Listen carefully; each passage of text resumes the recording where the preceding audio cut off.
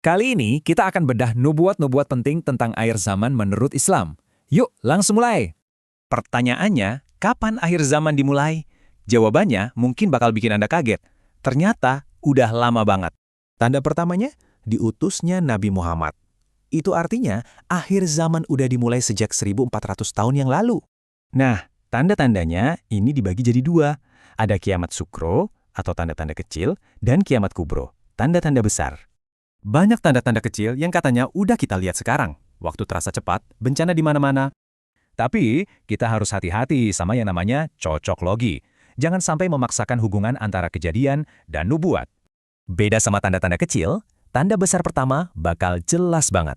Dan ini semua dimulai dengan satu sosok. Sosok itu adalah Dajjal, sang penipu ulung. Kemunculannya disebut-sebut sebagai ujian iman terbesar bagi manusia. Tapi sebelum Dajjal yang asli muncul, akan ada 30 Dajjal kecil, para penipu dan nabi palsu. Dajjal akan datang di tengah krisis global. Dia bawa solusi, tapi ada harga yang harus dibayar.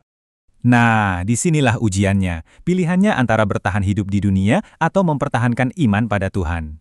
Begitu Dajjal muncul, serangkaian peristiwa besar akan terjadi berurutan dan mengubah dunia selamanya.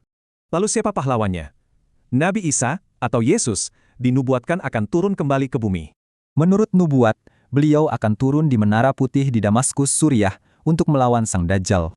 Tapi setelah Dajjal kalah, ujian belum selesai. Pintu untuk Ya'juj dan Ma'juj atau Gog dan Magog terbuka. Mereka ini digambarkan sebagai kekuatan perusak yang masif. Jumlahnya luar biasa banyak dan tak terkalahkan oleh manusia. Untuk selamat, Nabi Isa akan membawa orang-orang beriman yang tersisa berlindung di Gunung Tur. Ya'juj dan Ma'juj ini akhirnya musnah bukan karena perang, tapi oleh wabah ulat yang dikirim Tuhan. Setelah itu akan ada masa damai. Tapi setelahnya, dunia akan masuk ke babak paling akhir. Disinilah titik baliknya.